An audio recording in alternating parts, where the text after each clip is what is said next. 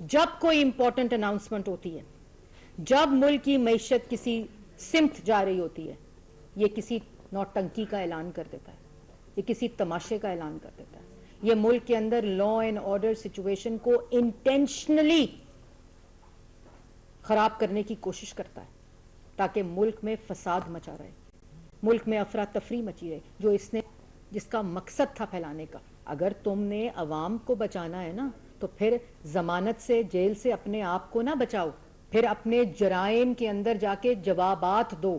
گھریلو خاتون کو ساتھ لے کر جاؤ جب ساتھ بیٹھ کر گھڑیاں چوری کرتی تھی، جب ساتھ بیٹھ کر ہیروں کی انگوٹھیاں لیتی تھی، جب ساتھ بیٹھ کر گھڑیاں بیچتی تھی، جب ساتھ بیٹھ کر 190 ملین کے ڈاکے ڈالتی تھی، جب ساتھ بیٹھ کر القادر ٹرسٹ کا ٹرسٹی بنایا تھا، تو آج ساتھ لے کر جاؤ۔ جھوٹے جعلی مقدموں میں، زبردستی کے گواہوں میں، زبردستی اور مرضی کے فیصلوں میں ہمیں پتا تھا کہ نواز شریف کے خلاف کوئی کیس نہیں ہے، اسی لیے اقامہ پہ ان کو آپ نے 3 دفعہ کے منتخب، لیکن پھر بھی کورٹ کے آگے پیش ہوتے تھے۔ لاہور میں وہ یہ تماشا کر رہے ہیں کیونکہ کے پی کے سے جھنڈی ہو چکی ہے۔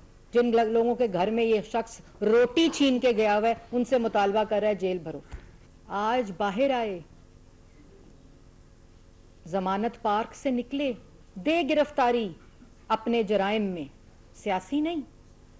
اگر سیاسی گرفتاری کرنی ہوتی تو نیب ہمارے پاس بھی ہے، ایف آئی اے بھی ہے، وہ ریاستی طاقت بھی ہے، وزیر اعظم کی کرسی بھی ہے۔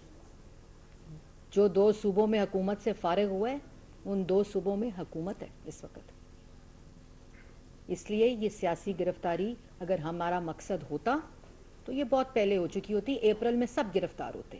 پلستر میں ضمانت پارک میں بیٹھ کر آپ لوگوں کو جیل بھرو تحریک نہیں چلا سکتے، اور جیل بھرو تحریک کا جو کیوں مقصد ہے وہ میں نے آپ کو بتا دیا ہے کہ چائنیز کی اناؤنسمنٹ آ جائے، چائنیز بینک کی، تو تماشا لگا دو، سیاسی افراتفری مچا دو۔ یہ دماغی، یہ فاشزم ہے، یہ وہ انا، تکبر، بغض، وہ ایک انسان کا ایسا تکبر ہے جو آڑے آ جاتا ہے۔ مگر کمال شاباش ہے ان لوگوں کی جو اس خوف میں مبتلا ہیں آج تک۔ اور لیکن ہم یہ ہار ان کو سیاسی گرفتاری کا ڈالنے نہیں دیں گے گلے کے اندر۔